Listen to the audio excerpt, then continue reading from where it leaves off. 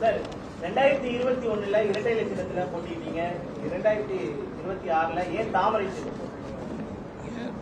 2021 சட்டமன்ற தேர்தல், அதற்கு முன்பு 2019 நாடாளுமன்ற தேர்தல். நாடாளுமன்ற தேர்தலிலே நான் தமிழ் மாநில காங்கிரஸ் கட்சி, அண்ணா திராவிட முன்னேற்றக் கழகத்தினுடைய தலைமையிலான கூட்டணியிலே நேரடியாக போட்டியிட்டேன். அதன் அடிப்படையிலே எனக்கு ஒரு நாடாளுமன்ற தொகுதியும் பின்னர் ஒரு ராஜ்யசபை தொகுதியும் வழங்கப்பட்டது. அதற்கு பிறகு தொடர்ந்து அடுத்த 2 வருடங்களிலே நடந்த சட்டமன்ற தேர்தலிலே அந்த கூட்டணி தொடர்ந்தது. தமிழ் மாநில காங்கிரஸ் கட்சி அண்ணா திராவிட முன்னேற்றக் கழகத்தினுடைய கூட்டணியிலே தொடர்ந்தது.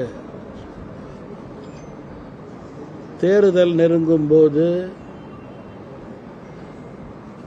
எங்களுக்கு கிடைக்கக்கூடிய சைக்கிள் சின்னம் இன்றைக்கு போல அன்றைக்கும் கிடைக்கவில்லை. அதன் அடிப்படையிலே நான் நேரடியாக இருக்கின்ற கூட்டணி கட்சியினுடைய இரட்டை இலை சின்னத்திலே நான் அன்றைக்கு போட்டியிட்டேன். அதுதான் கூட்டணிக்கு உள்ள நியாயமும் கூட. அதே வகையிலே அதற்கு பிறகு இந்த முறை தேர்தல் ஆணையத்தில் பல முறை எங்களுடைய வழக்கறிஞர்கள் கோரிக்கை வைத்தார்கள், வழக்கு தொடர்ந்தார்கள். எங்களுக்கு கிடைக்கக்கூடிய சைக்கிள் சின்னம் கிடைக்க வேண்டும் என்று. சென்ற பாராளுமன்ற தேர்தலில் கூட 2 வருடங்களுக்கு முன்பு 3 தொகுதியிலே நாங்கள் சைக்கிள் சின்னத்திலே தான் போட்டியிட்டோம் என்பதை நான் நினைவு கூற விரும்புகிறேன். இந்த முறை மீண்டும் சைக்கிள் சின்னம் வழங்க முடியாத ஒரு சூழலை தேர்தல் ஆணையம் கூறியது. 2000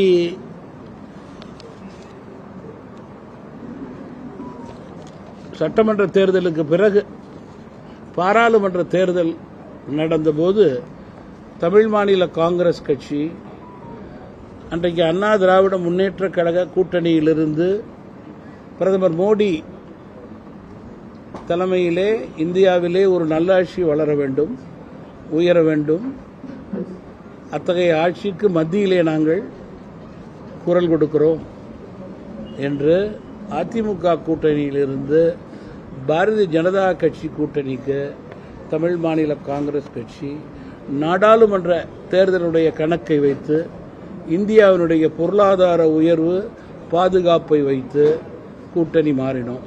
அதே நிலையிலே இன்றைக்கு அதிமுகவோடு நேரடியாக இருக்கின்ற பாமகவும் அந்த நிலை எடுத்தது என்பதை நான் இங்கே நினைவு கூற விரும்புகிறேன்.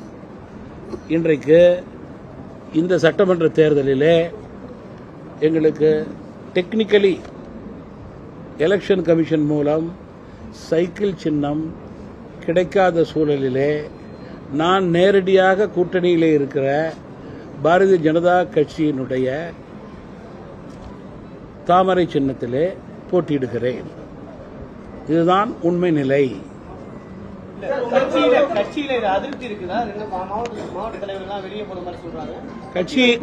கட்சியை பொறுத்த வரைக்கும்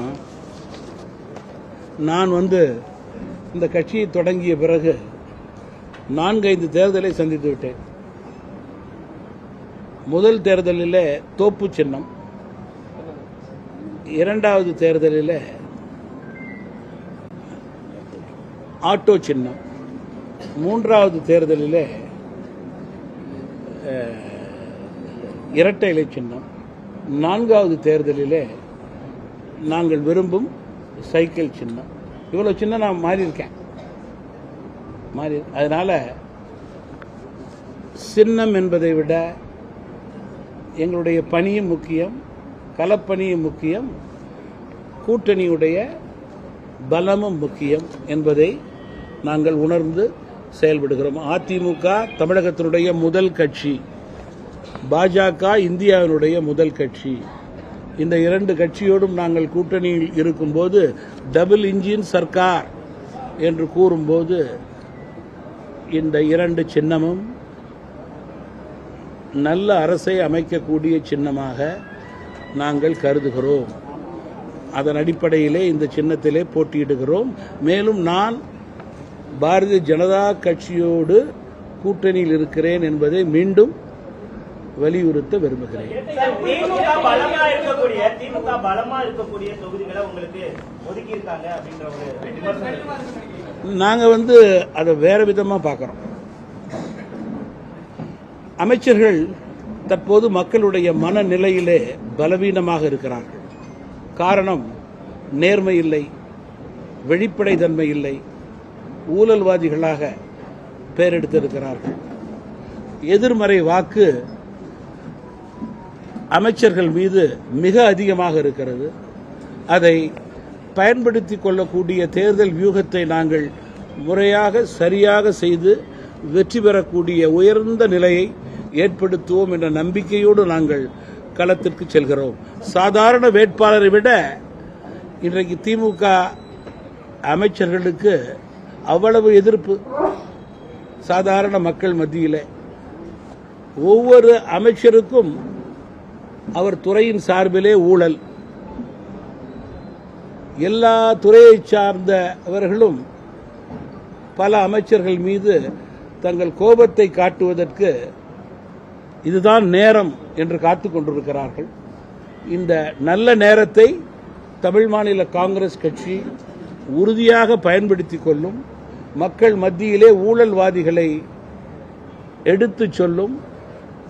மீண்டும் மீண்டும் மீண்டும் மக்கள் ஊழலுக்கு வாக்களிக்க மாட்டார்கள், கொடுத்த வாக்குறுதியை நிறைவேற்றாத அரசுக்கு வாக்களிக்க மாட்டார்கள் என்பதிலே மாற்று கருத்து இருக்க முடியாது. அதன் அடிப்படையிலே இது போன்ற தொகுதிகளை எல்லாம் நாங்கள் பலமாக கருதி போட்டியிலே இறங்குகிறோம். தமிழ் மாநில காங்கிரஸ் வளர்ச்சியை நோக்கி சென்று கொண்டிருக்கிறது. ஏன்னா பாஜக கடந்த முறை 20 தொகுதியில போட்டிட்டாங்க, 27 தொகுதி வாங்கியிருக்காங்க. நம்ம 6 தொகுதியில போட்டிட்டோம், 5 தொகுதி வாங்கியிருக்கோம். பின்னோக்கி சென்று கொண்டிருக்கோம். அப்படின்னா இன்றைக்கு மிக சிறப்பாக நம்முடைய அன்புமணி அவர்கள் தன்னுடைய கட்சியை நடத்தி கொண்டிருக்கிறார். 23 சீட்டிலிருந்து அவர் குறைஞ்சா அது தப்பா? கம்யூனிஸ்ட் கட்சி குறைந்தால் அது தப்பா?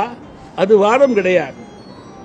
சட்டமன்ற தேர்தலிலே ஒத்த கருத்தோடு நம்முடைய கட்சிகள் வெற்றி பெற வேண்டும், கூட்டணி வெற்றி பெற வேண்டும் என்றால் அதற்கு கிவ் அண்ட் டேக் இருக்க வேண்டும். அதற்கு எடுத்துக்காட்டாக தமிழ் மாநில காங்கிரஸ் கட்சி மற்ற கட்சிகளோடு இணைந்து செயல்பட்டது என்ற திருப்தி எனக்கு இருக்கிறது. காங்கிரஸ் கட்சி கடுமையாக விமர்சனம் பண்ணுது. திரு மூப்பனாரோட ஆன்மா மன்னிக்காத ஒரு விமர்சனத்தை முன்வைக்கிறாங்க. காமராஜ் ஆன்மா காங்கிரஸை இனிமேல் மன்னிக்கவே மன்னிக்காது.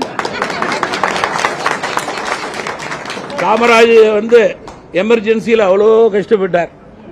இன்றைக்கு எந்த கட்சியோடு காங்கிரஸ் கூட்டணி இருக்கிறது என்பதை மட்டும் நான் கோடிட்டு காண்பிக்க விரும்புகிறேன்.